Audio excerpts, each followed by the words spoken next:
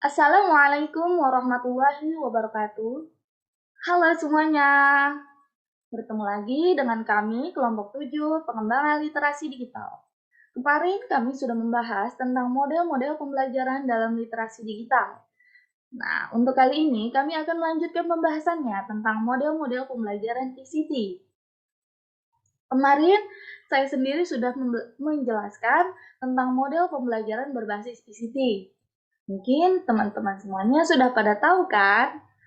Nah, sebelumnya perkenalan lagi ya. Saya Husna Walia Daroja dengan NIM A1B321005.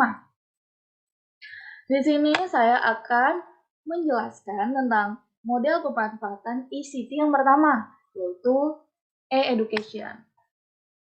Nah, sebelumnya nih kan di sini ada 7 model pemanfaatan ICT, yaitu yang pertama e-education, yang kedua learning management system, yang ketiga virtual laboratory, yang keempat repository online, yang kelima e-book, yang keenam e-journal, yang ketujuh encyclopedia online.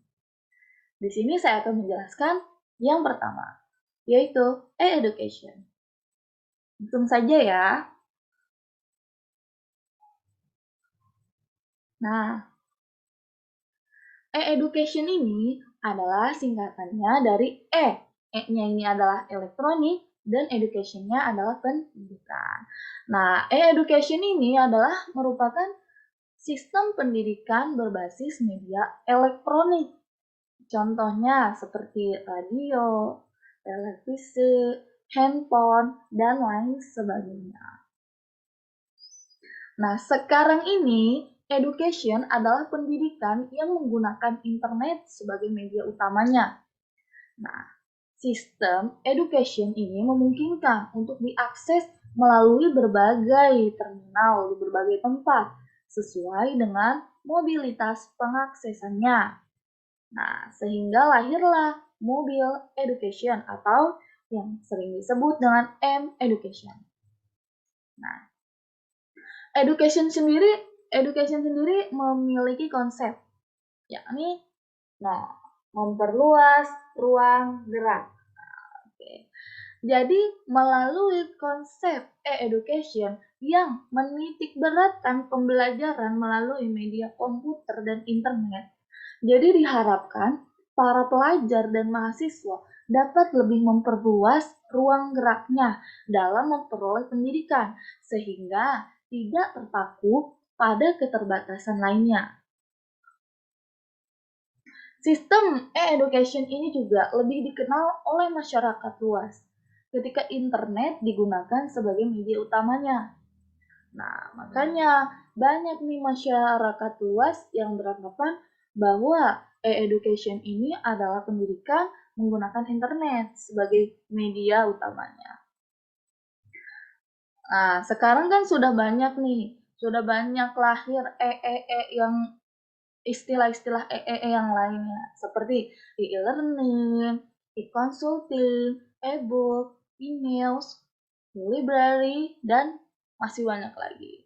Nah, istilah-istilah itu tuh menunjukkan bahwa kegiatan tersebut juga menggunakan internet. Nah, oke, selanjutnya ya. Nah, selanjutnya ini ada manfaat e-education. Nah, pemanfaatan e-education ini pertama kali itu diterapkan oleh sekolah militer di Amerika Serikat 1983. Sejak itu, tren teknologi internet untuk pendidikan berkembang pesat dan lebih dari 100 perguruan tinggi di Amerika Serikat itu telah memanfaatkannya. Nah, begitu pula teknologi ini berkembang pesat di negara-negara lain. Untuk di Indonesia, pemanfaatan teknologi internet itu dimulai sekitar tahun 1995 ketika Indo Internet membuka jasa layanan internet. Nah, kemudian pada tahun 1997-an mulai berkembang pesat. Sebelum adanya internet ini, masalah utama yang dihadapi oleh pendidikan di seluruh dunia adalah akses terhadap sumber informasi. Perpustakaan nih merupakan sumber informasi, akan tetapi mahal harganya. Buku-buku dan jurnal harus dibeli dengan harga mahal. Pengelolaan yang baik juga tidak mudah. Tempat serta fasilitas-fasilitas pun tidak memenuhi, sehingga banyak perpustakaan yang tidak memiliki berbagai sumber informasi yang lengkap. Nah, adanya internet ini jadi memungkinkan akses terhadap sumber informasi menjadi lebih luas. Banyak manfaat yang diperoleh dari penggunaan internet sebagai media pendidikan. Nah, melihat peluang dan kekuatan yang ada dalam e-education ini menjadi salah satu alternatif pilihan yang perlu untuk diterapkan dalam rangka memeratakan pendidikan di Indonesia. Nah, rangka memeratakan pendidikan di Indonesia ini, karakteristik model ini sendiri mengandalkan kemampuan pembelajaran jarak jauh, sehingga tidak terpisah oleh jarak, ruang, dan waktu. Jadi, daerah-daerah yang awalnya sulit disentuh dengan model pendidikan konvensional tentunya akan teratasi dengan penerapan IT dalam bidang pendidikan ini. Nah, hal ini juga tentunya menjadi penghematan tersendiri dari sisi anggaran. Bukankah semakin jauh jarak yang ditempuh untuk mendapatkan informasi dengan cara konvensional memperbesar biaya, belum lagi resiko dan hambatan lain dalam perjalanan. Nah, untuk manfaat-manfaat education itu sendiri, itu terbagi menjadi 4. Ada manfaat dalam lembaga pendidikan, yang kedua ada manfaat bagi siswa, yang ketiga ada manfaat bagi masyarakat umum, dan yang keempat ada manfaat bagi dunia akademis. Langsung saja. Nah, yang pertama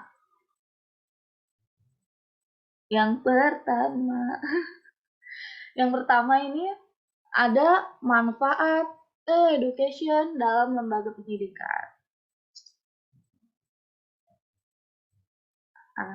Memperpendek jarak. Apa maksudnya? Nah, lembaga pendidikan ini dapat lebih mendekatkan diri dengan siswa-siswinya, di mana jarak secara fisik dapat diatasi hanya dengan mengklik situsnya, mengklik webnya. Akan terhubung tanpa, walaupun jaraknya jauh, tanpa berdekatan. Siswa, mahasiswa juga bisa memperoleh informasi dari berbagai perpustakaan di seluruh dunia. Nah, jika dulu seorang siswa harus berjalan jauh untuk mendiskusikan suatu masalah dengan siswa lain, sekarang hal ini dapat teratasi. Makalah, tugas-tugas, dan penelitian dapat dilakukan dengan saling tukar-menukar data atau via email. Siswa dapat langsung mengirimkan pesan dan melakukan konsultasi langsung. Kerjasama antar siswa maupun mahasiswa pun dapat dilakukan dengan lebih mudah.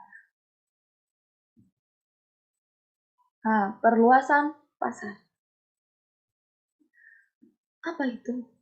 Nah, dengan menggunakan sistem ini, sistem e-education ini, jangkauan pasar murid-murid, peserta didik, mahasiswa-mahasiswi ini dapat menjadi luas dibandingkan dengan sistem pendidikan tradisional yang dibatasi oleh sekolah.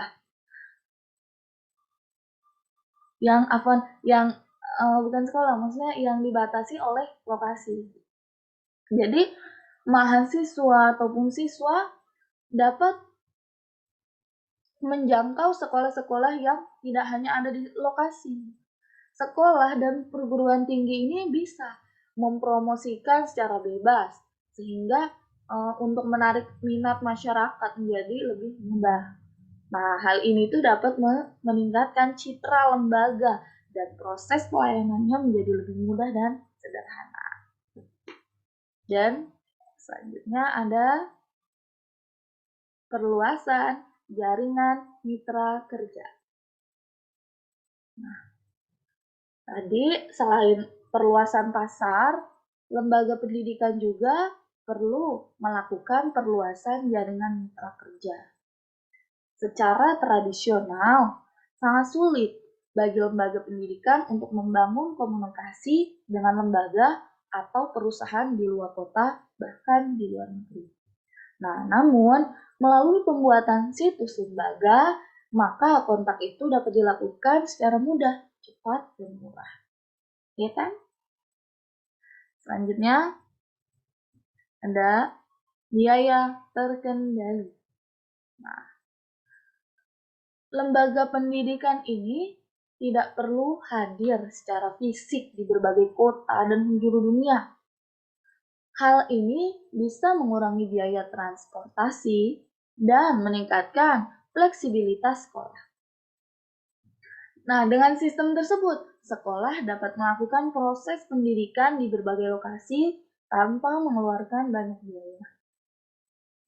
Materi pendidikan dan jawaban tes dapat dilakukan secara elektronik, sehingga menghemat dari segi waktu maupun biaya.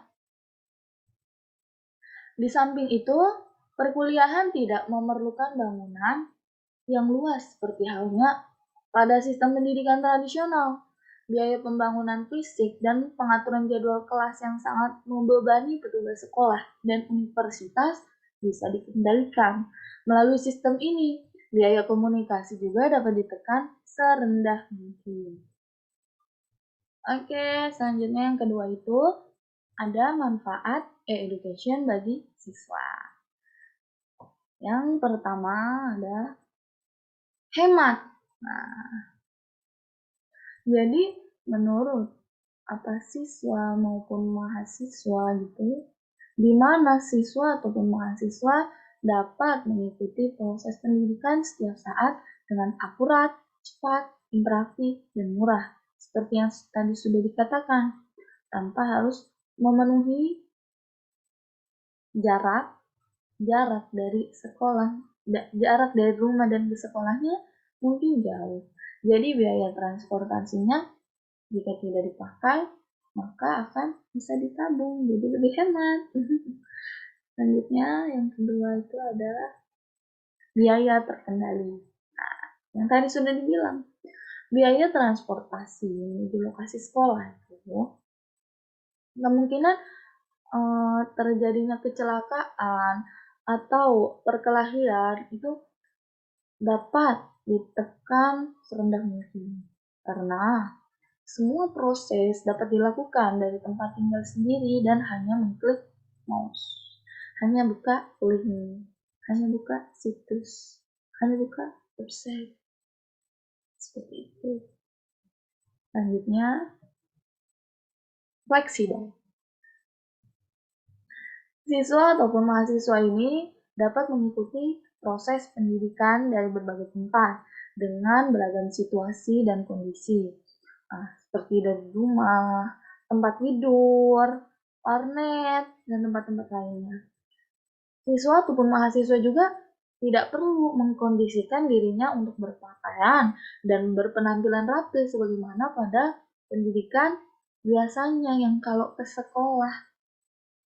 Ya, dalam hal ini siswa juga diberi kebebasan dalam berbagai hal yang dalam sistem tradisional bisa mengekang kelangsungan belajar dan mengurangi kejenuhan pada setiap siswanya.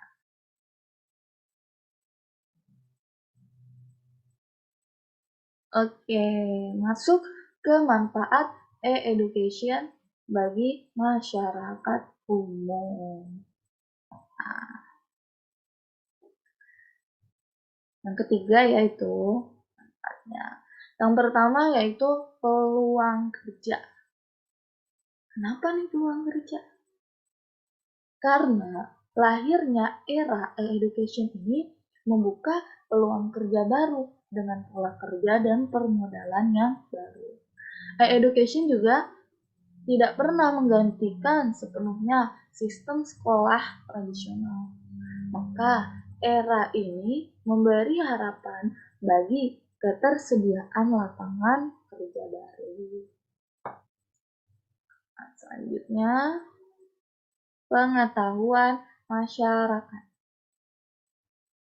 Nah, di sini education itu akan menjadi wahana kompetisi antar lembaga pendidikan yang mengglobal, sehingga masyarakat dapat menikmati materi pendidikan berkualitas standar dengan harga kompetitif.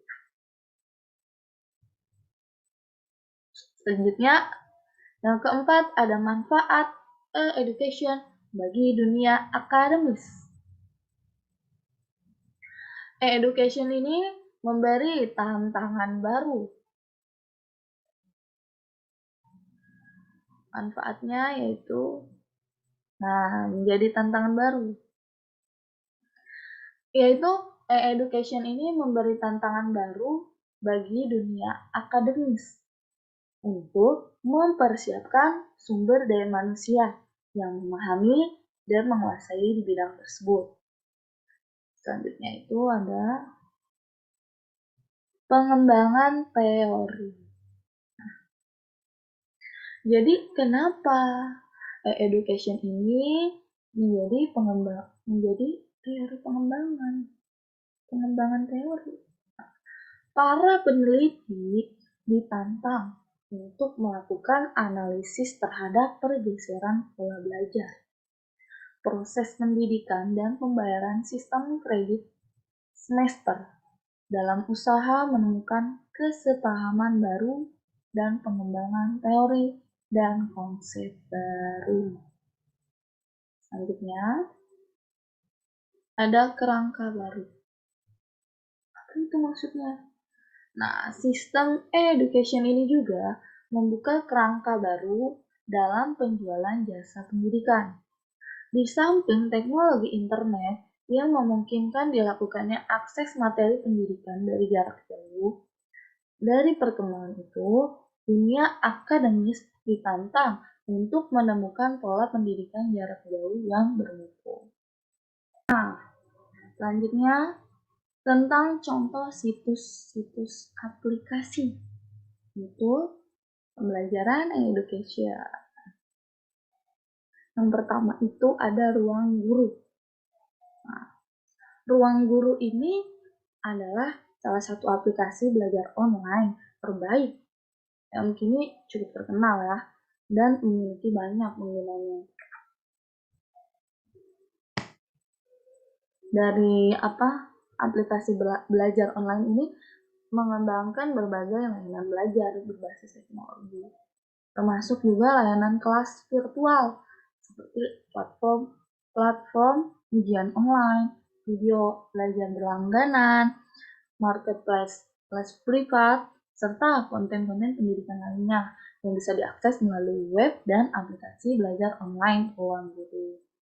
Ruang Guru juga sudah diklaim telah menjadi perusahaan teknologi terbesar di Indonesia yang berfokus pada layanan berbasis pendidikan. Selanjutnya yang kedua ini ada Zenius. Dari nama aplikasinya aja Zenius. Insya Allah orang-orang yang belajar di sana jadi orang-orang yang Zenius. Kami termasuk saya juga yang menuntut ilmu dan kita semua. Amin. Nah, aplikasi belajar online terbaik Genius juga merupakan aplikasi bimbel online favorit anak ataupun siswa di Indonesia. Aplikasi belajar online Genius ini bisa bantu anak atau siswa untuk fokus persiapan belajar bahkan hingga UTBK. Untuk tingkat dasar terdapat pula persiapan PTS dan PAS yang belajarnya bisa dilakukan bersama tutor-tutor terbaik di bidangnya. Nah, tidak hanya itu, alumni Zenius juga kini tersebar di berbagai perusahaan ternama. Zenius ini sudah digunakan oleh ratusan ribu alumni yang tersebar di perguruan tinggi seperti UI, ITB, dan Selanjutnya yang ketiga ada kelas pintar. Namanya juga kelas pintar, pasti yang di dalam orang pintar. Nah, aplikasi ini adalah aplikasi belajar online SD sampai SMA. Kelebihan pada aplikasi ini adalah adanya fasilitas ruang untuk guru, orang tua, dan murid sebagai wadah konsultasi. Materi pembelajaran di dalamnya ini mengacu pada kurikulum 2013 sehingga cukup update untuk belajar saat ini. Ya enggak kawan. Nah, menariknya penyampaian materi pada aplikasi ini cukup interaktif sehingga siswa ataupun siswi nggak akan bosan untuk belajar sehari-hari. Bahkan aplikasi belajar online terbaik ini telah dipakai di sejumlah negara seperti Singapura, Afrika Selatan, dan UAE. Perkenalkan, nama saya Indah Islamia.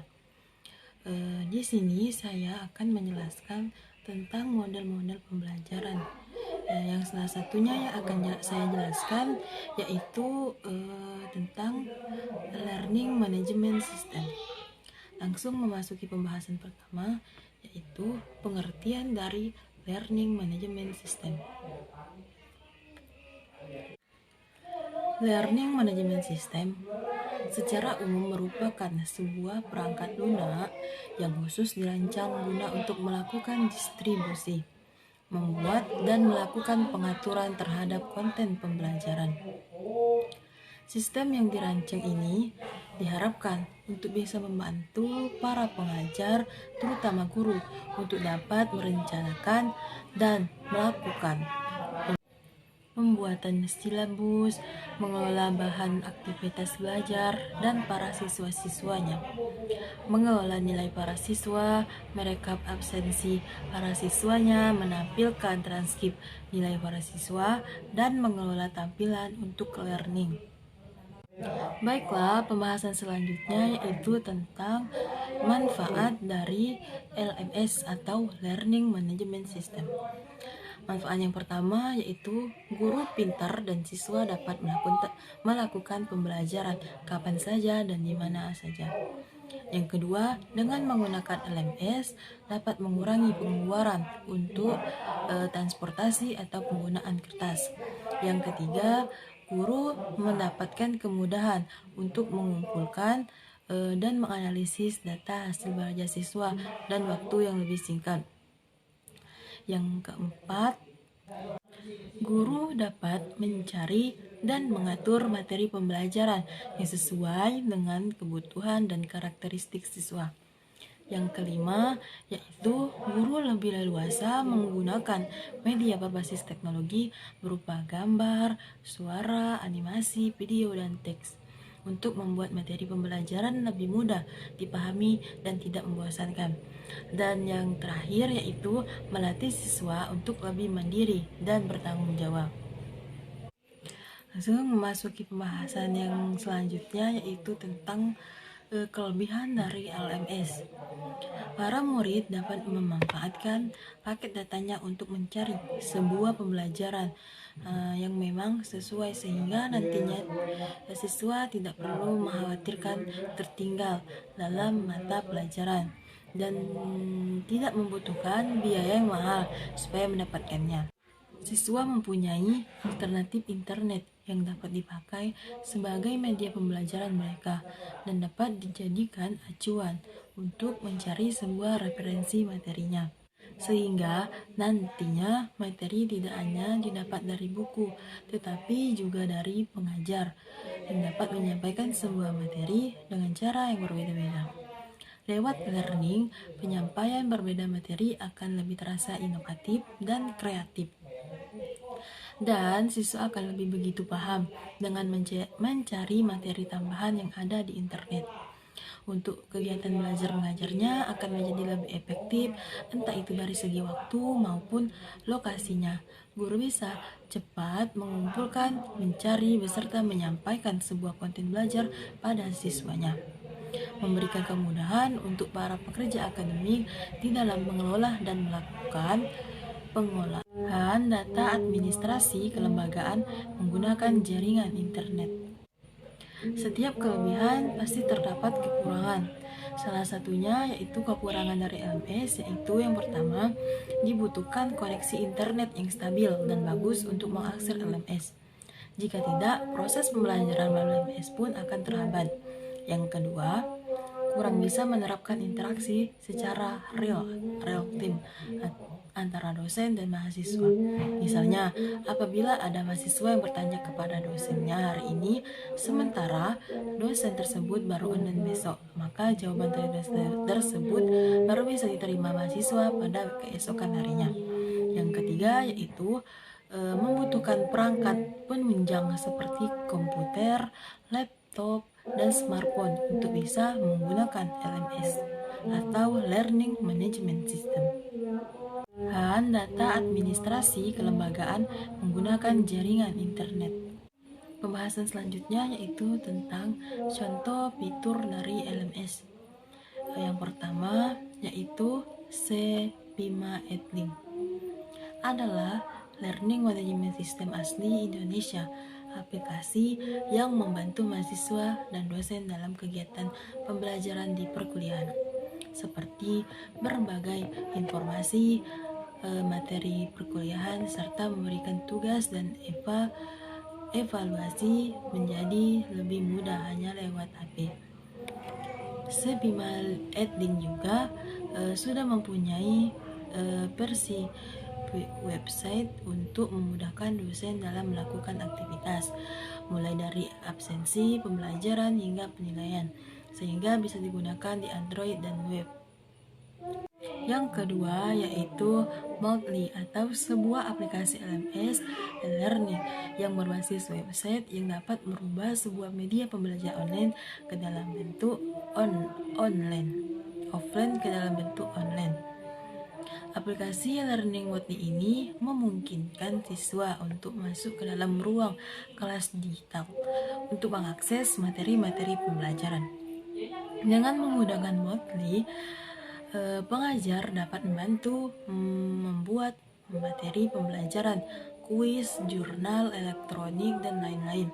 Seiring dengan perkembangan teknologi informasi, sekarang Moodle Learning juga dapat digunakan melalui aplikasi berbasis Android dan iOS. Yang selanjutnya yaitu Google Classroom atau dalam bahasa Indonesia yaitu ruang kelas Google. Adalah suatu serambi pembelajaran campuran yang diperuntukkan terhadap setiap ruang lingkup pendidikan yang dimaksudkan untuk menemukan jalan keluar atas kesulitan dalam membuat, membagikan, dan menggolong-golongkan setiap penguasaan tanpa kertas.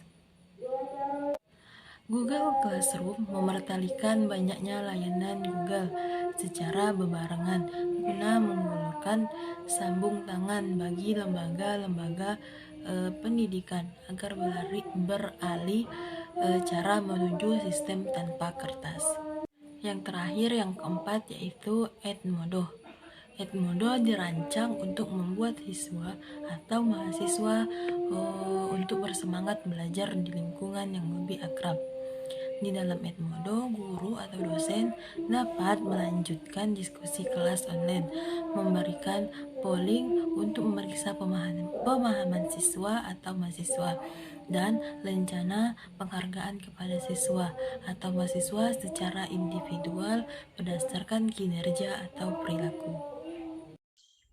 Saya Muhtadi Ahmad Marzuki dari room 001 dan dari kelompok 7 PLDK ingin menjelaskan materi mengenai laboratorium virtual. Pengertian laboratorium virtual. Laboratorium virtual adalah laboratorium di mana perangkat lunak yang dioperasikan komputer digunakan untuk mengamati atau melakukan kegiatan eksperimental. Perangkat lunak ini mencakup semua perangkat yang kamu butuhkan di lab sekolah. Simulasi pada perangkat komputer membantu siswa untuk belajar biologi secara virtual yang dinamis dan interaktif. Lab virtual adalah simulasi yang dioperasikan komputer dalam bentuk perangkat lunak yang interaktif yang dapat mencoba kegiatan laboratorium seolah-olah seperti laboratorium nyata. Lab virtual menyiapkan kamu dengan alat bahan dan peralatan eksperimental dalam perangkat komputer untuk melakukan eksperimen subjektif kapan saja dan di mana saja. Lab virtual diperlukan untuk meningkatkan pengetahuan kamu tentang proses pembelajaran. Lab virtual IPA bukan merupakan alternatif, tetapi merupakan bagian lab maya yang dapat membantu memperbaiki kelemahan yang ada. Di tengah pandemi COVID-19, lab virtual menjadi pilihan utama untuk para guru, khususnya guru IPA, fisika, dan kimia, saat melakukan praktikum, karena tersedia lab virtual IPA, lab virtual kimia, dan lab virtual pengukuran.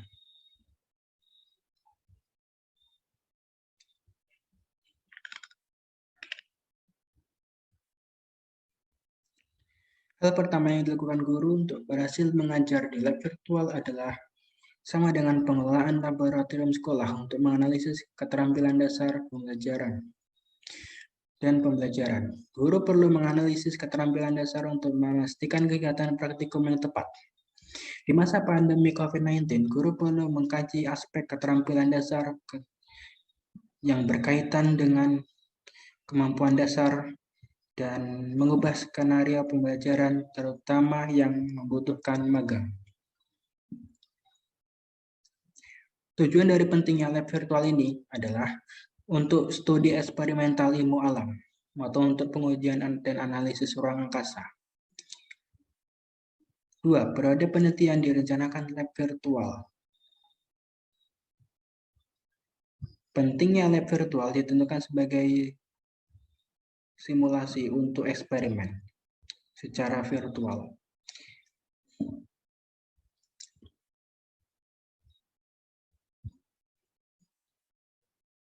Laboratorium maya dapat mendukung sistem praktek tradisional. Laboratorium virtual ini memberikan kesempatan kepada siswa terutama yang magang untuk dapat mengakses atau melakukan praktikum di mana saja menggunakan akses internet dan kamu tidak harus berada di sana untuk mengikuti magang di laboratorium.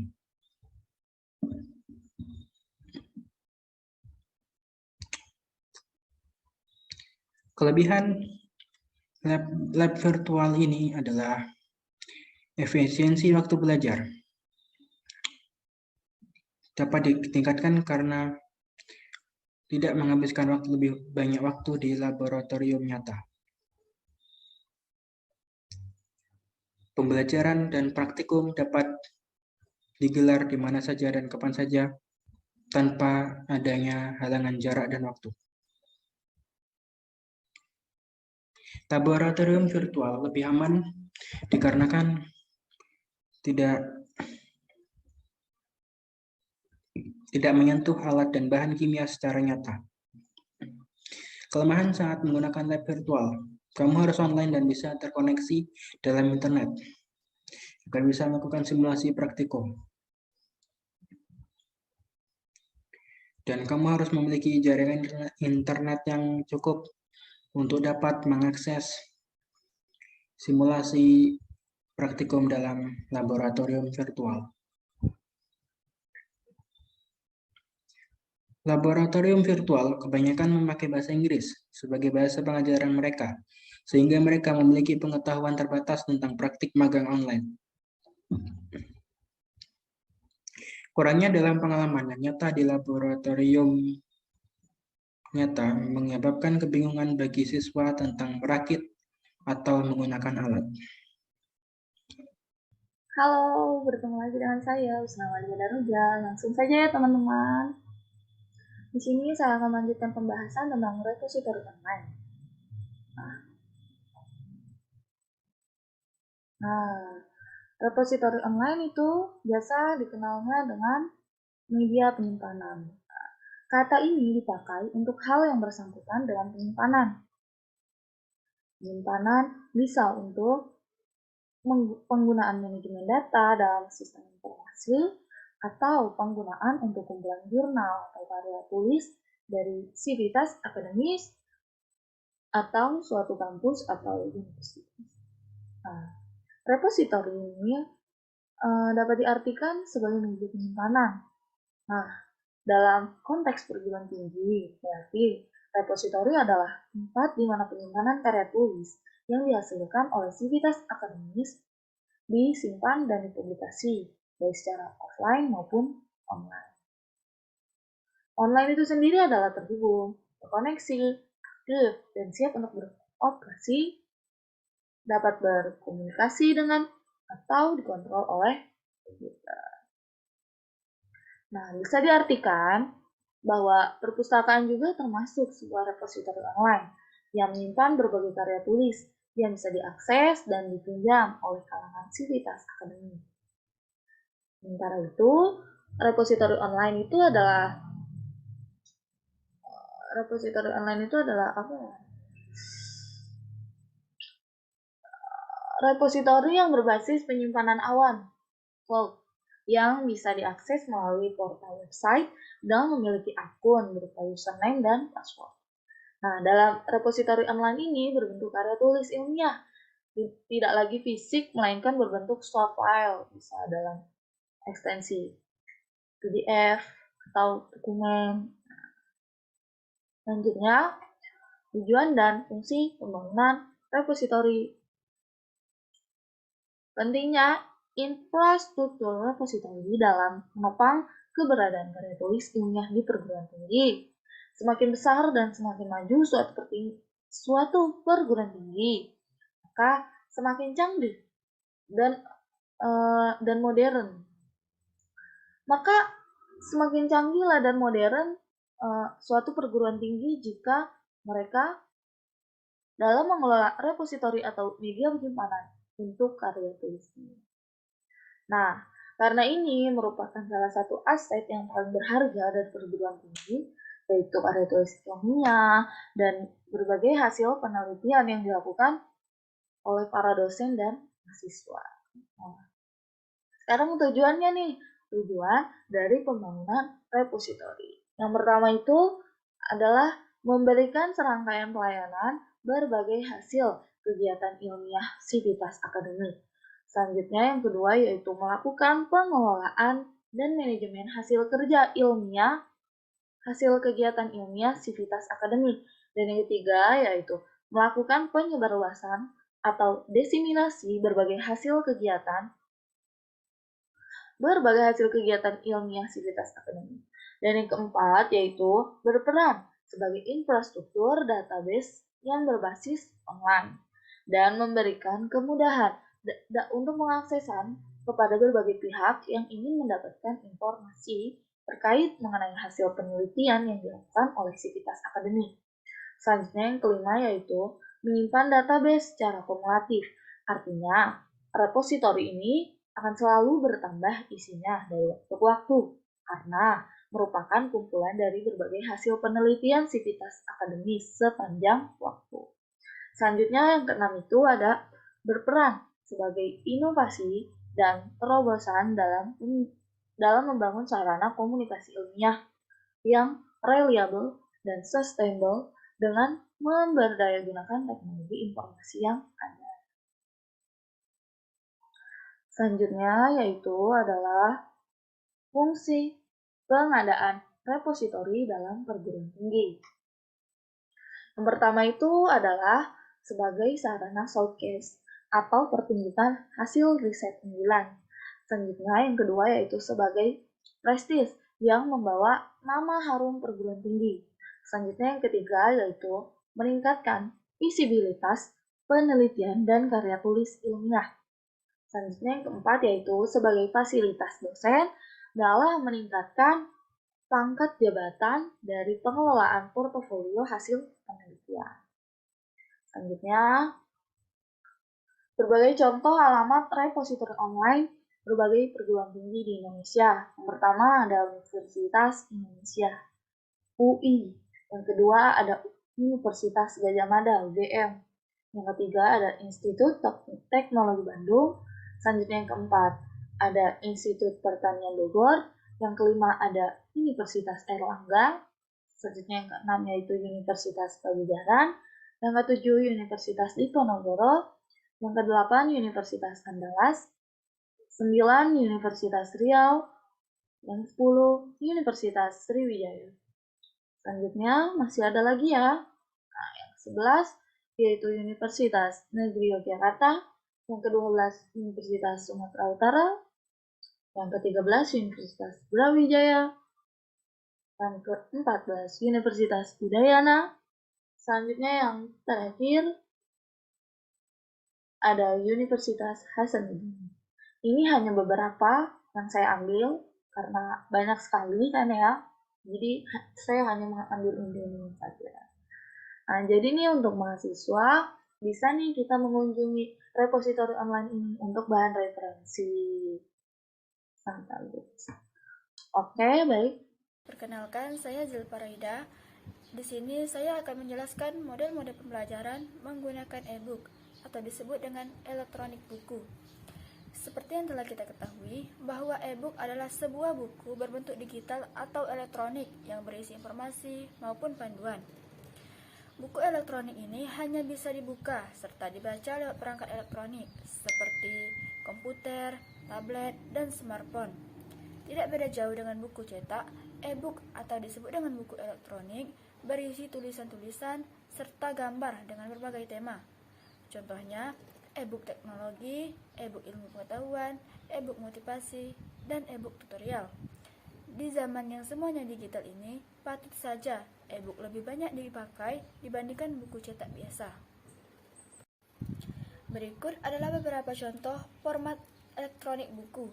Yang pertama yaitu ada teks polos. Teks polos ini merupakan format paling sederhana yang dapat dilihat hampir dalam setiap piranti lunak menggunakan komputer personal. Untuk beberapa device mobil, format dapat dibaca menggunakan piranti lunak yang harus diinstal terlebih dahulu. Yang kedua yaitu ada PDF. Format PDF ini memberikan kelebihan dalam hal format yang siap untuk dicetak. Bentuknya mirip dengan buku sebenarnya. Selain itu, terdapat pula fitur pencarian, daftar isi, memuat gambar, peran luar, serta juga multimedia. Yang ketiga yaitu ada JPEG. JPEG ini seperti halnya format gambar lainnya. Format JPEG merupakan memiliki ukuran yang besar dibandingkan informasi teks yang dikandungnya. Oleh karena itu, format elektronik ini yang memiliki banyak teks, akan tetapi untuk jenis buku komik yang proporsinya lebih didominasi untuk gambar. Yang keempat yaitu ada LIT. Format LIT ini merupakan format dari Microsoft Reader yang memungkinkan teks dalam buku elektronik disesuaikan dengan layar lebar device mobil yang digunakan untuk membacanya. Format ini memiliki kelebihan bentuk huruf yang nyaman untuk dibaca. Yang kelima yaitu ada HTML.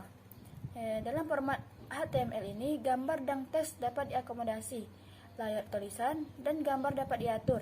Akan tetapi, hasil dalam layar kadang tidak sesuai apabila dicetak. Yang keenam yaitu ada OPF. OPF ini adalah suatu format buku dibuat oleh sistem buku elektronik. Buku elektronik dalam format ini dikenal saat Filbook sebagai piranti lunak penyaji menampilkan buku dalam format 3D yang bisa dibuka. Yang ketujuh ada MOBI. MOBI ini adalah ditampilkan memakai perangkat lunak membaca sendiri. Mobil Pocket tersedia di seluruh PDA dan smartphone. Yang ke-8 yaitu ada dokumen. Format dokumen yaitu suatu jenis format dari Microsoft Word yang sering dan banyak dijumpai sekarang dan tersebar di internet. Format ini sangat banyak digunakan karena pengguna dari Microsoft Word yang banyak dan file keluaran yang sangat kecil, serta huruf yang lebih banyak untuk relatif membuatnya lebih digemari. Yang ke-9 yaitu ada format Plusher. Program Plusher ini adalah gratis e-book reader apabila dengan format file yang terkait sendiri dengan perangkat lunak untuk secara otomatis menghasilkan file Plusher dari file HTML. Berikut manfaat dan tujuan dari elektronik buku. Yang pertama yaitu adalah memudahkan pembuatan buku. Elektronik buku adalah salah satu solusi bagi mereka yang ingin mengeluarkan buku namun kesulitan dalam pembuatannya. Seperti kita ketahui, proses pembuatan buku cetak cukup panjang dan terbilang sulit. Hal ini tidak terjadi jika kita membuat buku digital. Namun, Tentu saja, format elektronik buku tersebut harus dibuat semenarik mungkin agar layak untuk disebarkan ataupun dijual. Yang kedua yaitu adalah menghemat biaya pembuatan buku. Pembuatan buku cetak biayanya cukup besar karena masih menggunakan peralatan konvensional. Beda halnya dengan pembuatan elektronik buku, biayanya nyaris tidak ada, bahkan bisa gratis. Yang ketiga yaitu memudahkan proses penyebaran informasi. Penyebaran elektronik buku sangat mudah dilakukan, yaitu melalui media internet dan juga peralatan elektronik seperti flash disk atau hard disk. Yang keempat yaitu memudahkan proses belajar dan mengajar. Dengan adanya elektronik buku, maka proses belajar dan mengajar menjadi lebih mudah. Pengajar bisa membuat materi pelajaran dalam bentuk elektronik buku, lalu mengirimkan kepada muridnya.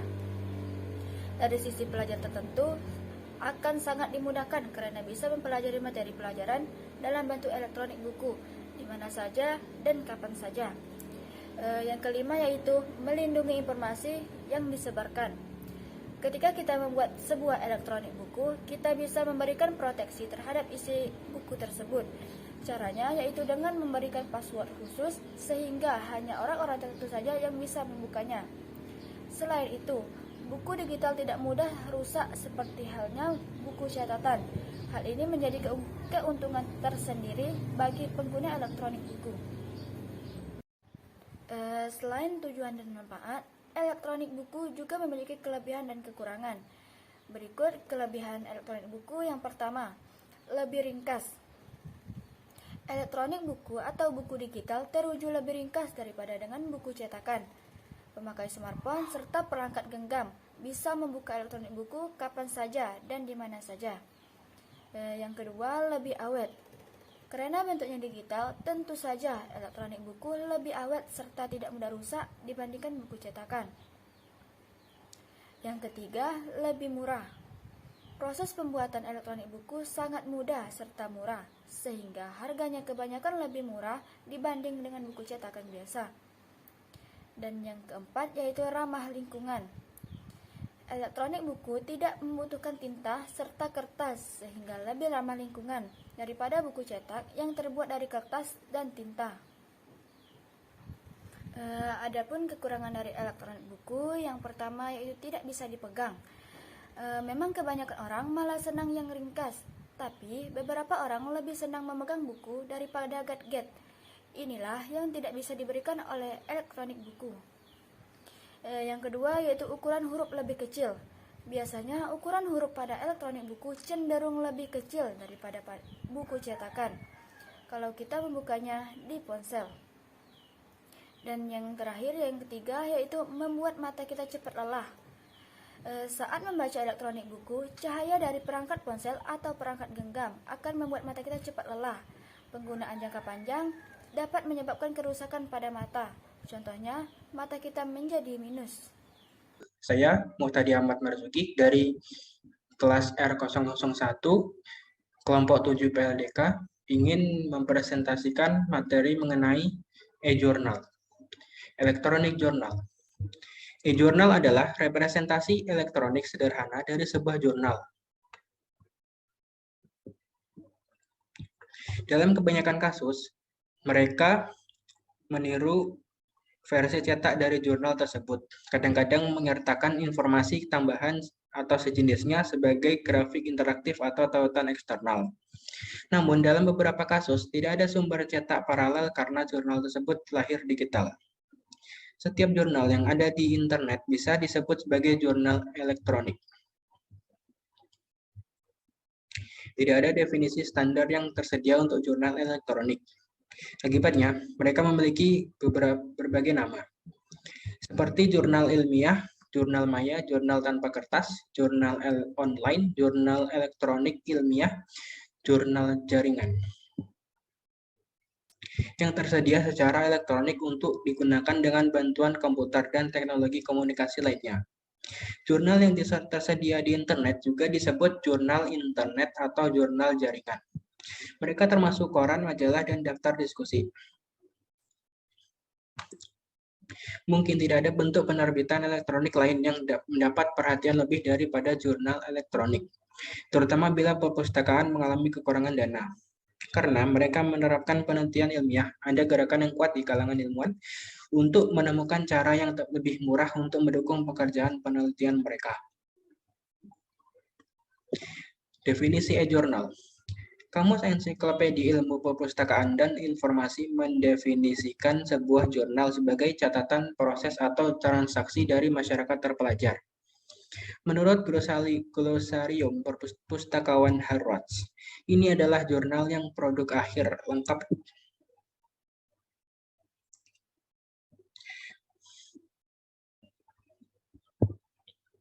menurut definisi e-jurnal. Kamus Ensiklopedia Ilmu Perpustakaan dan Informasi mendefinisikan sebuah jurnal sebagai catatan proses atau transaksi dari masyarakat terpelajar.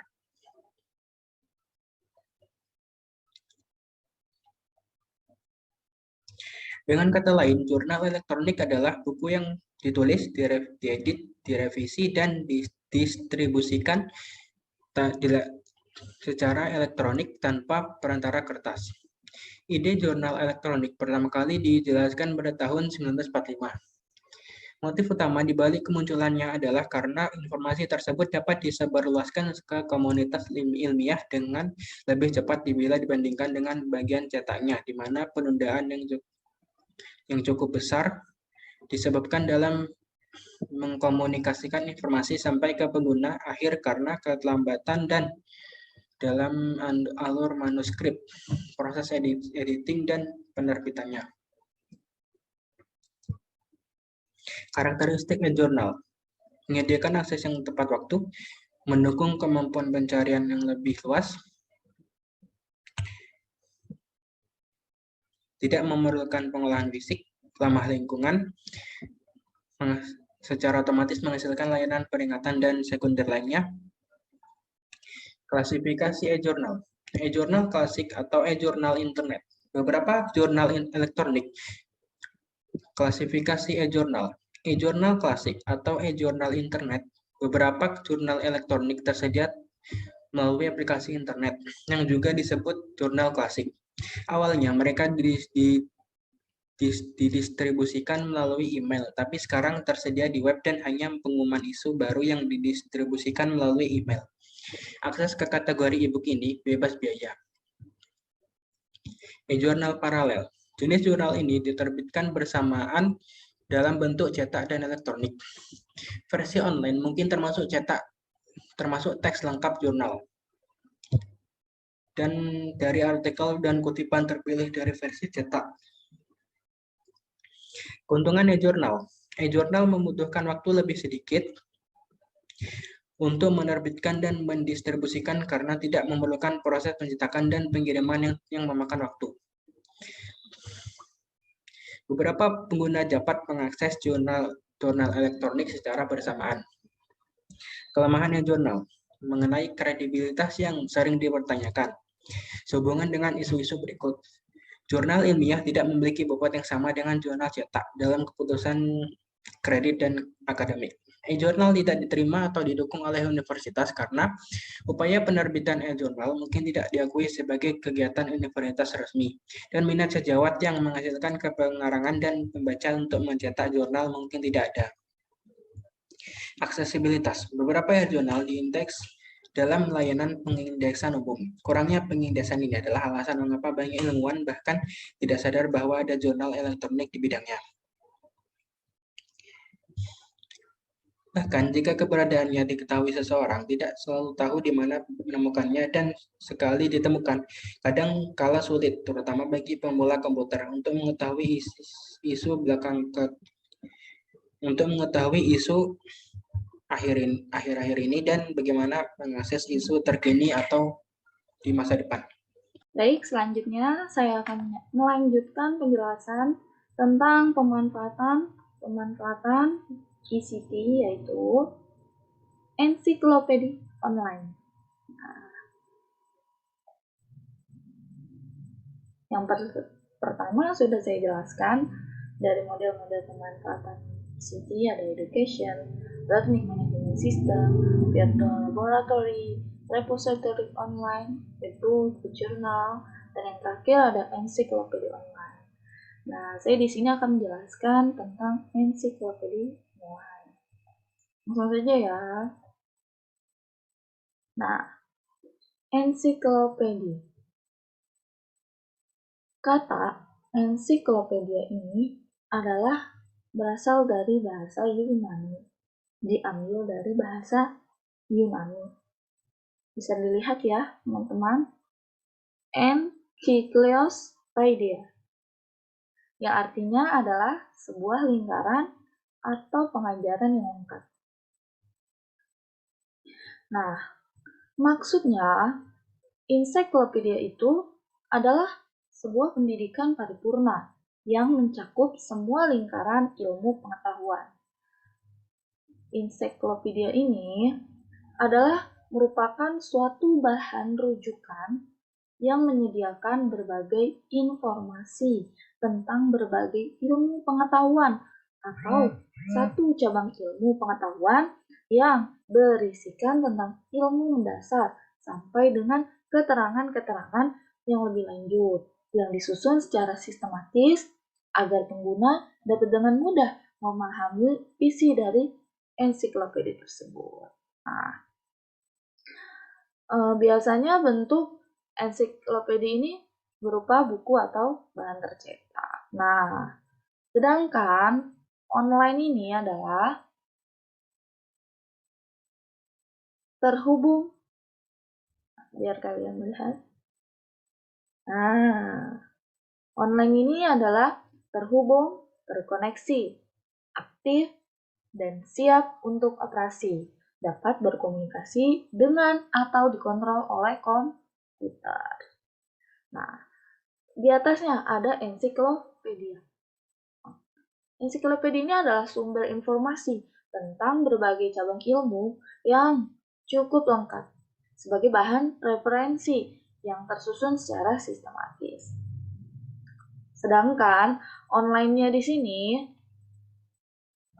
adalah berarti terhubung gitu, terkoneksi, aktif, siap buat beroperasi, dapat berkomunikasi dengan atau dikontrol oleh komputer. Online ini juga bisa diartikan adalah sebagai suatu keadaan di mana suatu komputer terhubung dengan komputer yang lainnya. Nah, biasanya melalui modem. Online juga sedang menggunakan jaringan yang terhubung dalam jaringan. Satu perangkat dengan perangkat yang lainnya yang terhubung sehingga bisa berkomunikasi. Dapat disimpulkan jadinya ya, bahwa online ini adalah suatu keadaan di mana di dalam sebuah komputer lain dengan menggunakan perangkat modem sehingga bisa saling berkomunikasi. Internet ya. Jadi berdasarkan pengertian bahwa ensiklopedia online ini adalah penelusuran informasi yang terkandung dalam ensiklopedia dengan menggunakan jaringan internet yang dioperasikan oleh komputer, sehingga pencarian informasi tersebut berbasiskan modem. Nah, untuk saat ini, ensiklopedia online itu sudah tersedia dengan banyak ya, dengan jumlah yang cukup banyak. Ensiklopedia ini yang paling terkenal itu adalah Wikipedia. Selain Wikipedia juga ada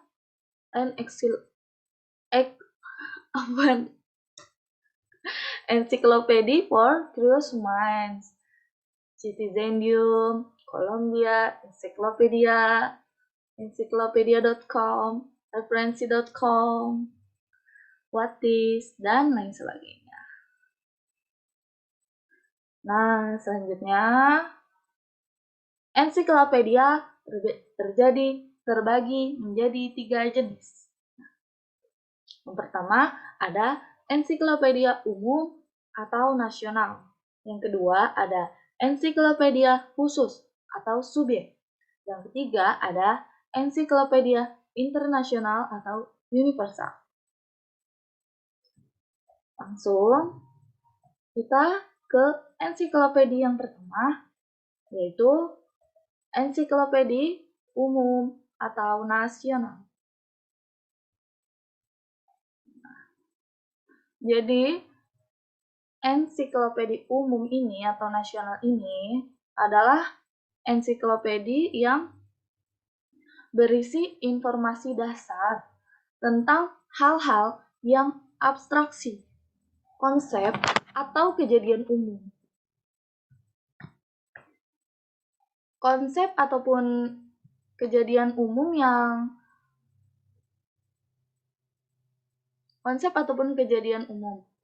Jadi, ensiklopedia umum ataupun nasional ini adalah ensiklopedia yang berisi informasi dasar tentang hal-hal yang abstraksi ataupun konsep-konsep dengan kejadian-kejadian umum. Tidak ada batasan khusus dalam cakupannya. Ensiklopedia ini seperti kebanyakan diterbitkan ini untuk digunakan di dalam suatu negara. Karena itu sering pada judulnya menyebutkan kata nasional atau nama suatu negara tertentu.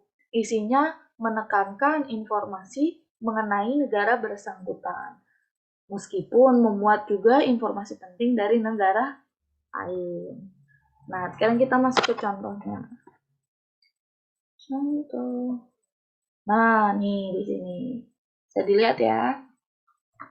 Contoh yang pertama ada Ensiklopedia Indonesia yang diterbitkan di Jakarta, edisi baru, Vanhoff 1986. Ini termasuk ke dalam ensiklopedia umum ataupun nasional. Yang kedua ada Pringgodigo AG, ensiklopedia umum, Jakarta, Canisius 1973. Nah, yang ketiga ada Ensiklopedia Nasional Indonesia, Jakarta, Cipta Adi Pustaka 1989. Selanjutnya, yang kedua, yaitu ensiklopedia khusus atau subjek. Untuk ensiklopedia khusus atau subjek ini adalah ensiklopedia yang membatasi cakupan isinya pada masalah atau mengenai subjek tertentu. Contohnya nih. Nah, contohnya Effendi Samsuri, ensiklopedia tumbuh-tumbuhan berkhasiat obat yang ada di bumi Nusantara, Surabaya, karya Anda, 1982. Yang kedua ada Ensiklopedia Tari Indonesia, Jakarta, Departemen Pendidikan dan Kebudayaan, 1984. Selanjutnya yang ketiga ada Speke Benjamin, Mother's Encyclopedia for Care and Raising Children, New York Enterprise, 1985. Selanjutnya ada Ensiklopedia Anak Indonesia, Jakarta, Cipta Adi Kusuma, 1989. Masuk ke ensiklopedia yang ketiga, yaitu internasional atau universal. Maaf ya, ini ada kesalahan. Universal. Langsung saja. Jadi, ensiklopedia internasional ini adalah ensiklopedia yang memuat semua informasi sedapat mungkin di dunia tanpa penekanan pada informasi yang berasal dari suatu negara atau sekelompok negara tertentu. Nah, ensiklopedia nasional seperti ini nih yang benar-benar tidak bisa dalam memuat informasi, boleh dikatakan tidak ada, kebanyakan memang penekanan tertentu pada negara tertentu, terutama pada negara tempat terbit ensiklopedia tersebut. Contohnya nih, Encyclopedia American International Edition, New York, Chicago American Corporation, 30 volume, indeks pada volume terakhir. Selanjutnya ada The Encyclopedia Britannica, A New Survey of Universal Knowledge. London, New York, Encyclopedia Britannica. Nah, selanjutnya ada manfaat ensiklopedia. Yang pertama, ada search of answer to fact question. Yang kedua, ada sort of background service, direction service. Maaf. Kita jelaskan ya. Nah, untuk manfaat yang pertama, yaitu search of answer to fact question, itu adalah bahwa ensiklopedia itu dapat berperan sebagai sumber jawaban atas pertanyaan-pertanyaan yang memerlukan fakta dan kenyataan serta data-data.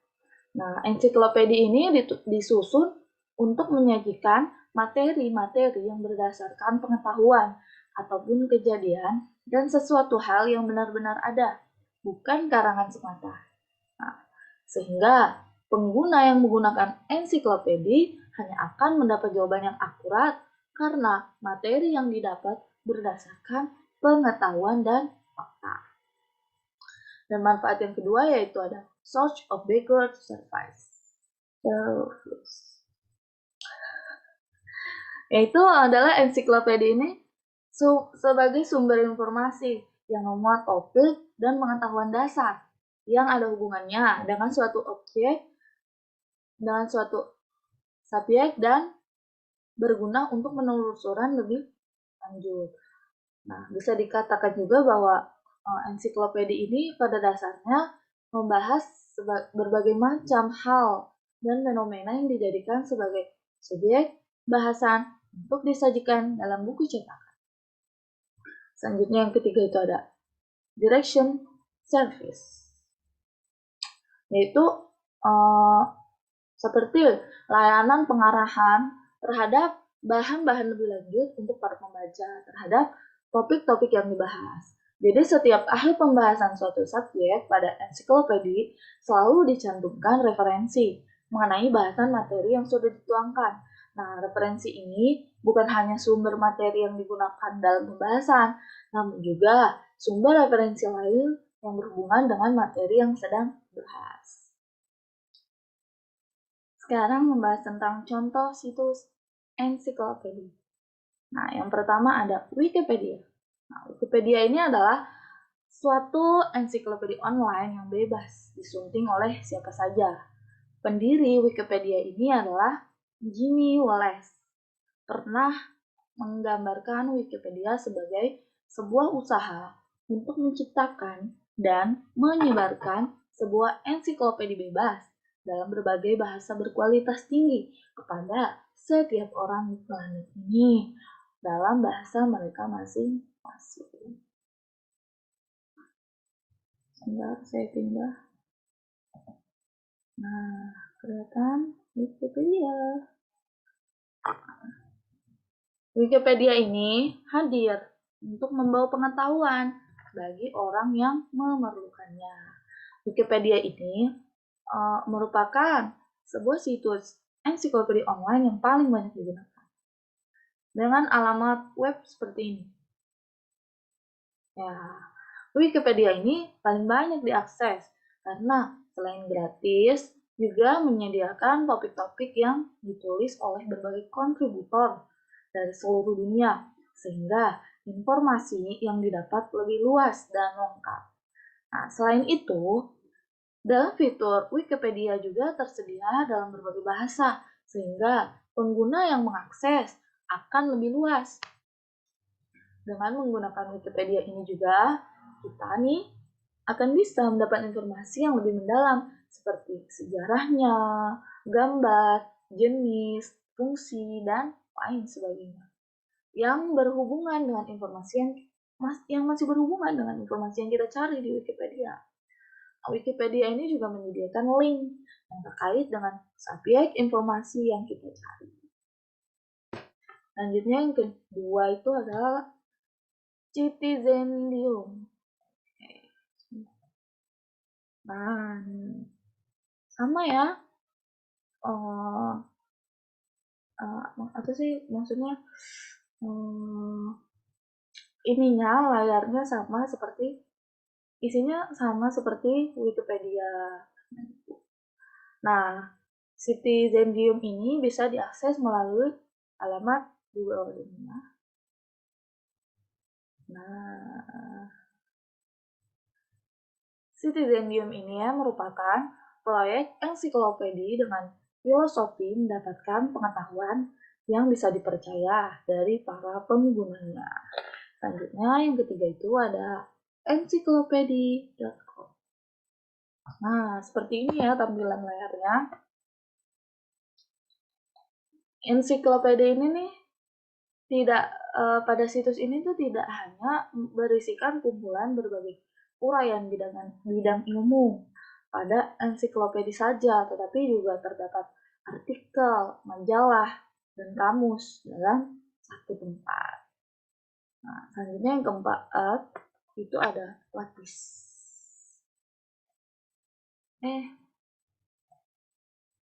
Latis. Seperti ini ya tampilannya. Nah, Latis ini merupakan ensiklopedia terbesar yang khusus membahas tentang teknologi informasi. Nah, situs ini dapat diakses dengan alamat web seperti ini. Ya. Baik, mungkin hanya itu yang bisa kami sampaikan. Kami dari kelompok 7 mohon maaf atas semua kesalahan, atas banyaknya kesalahan, kekurangan dan kelebihan yang ada. Wabillahi taufiq wal hidayah. Wassalamualaikum warahmatullahi wabarakatuh. Syukran katsiran.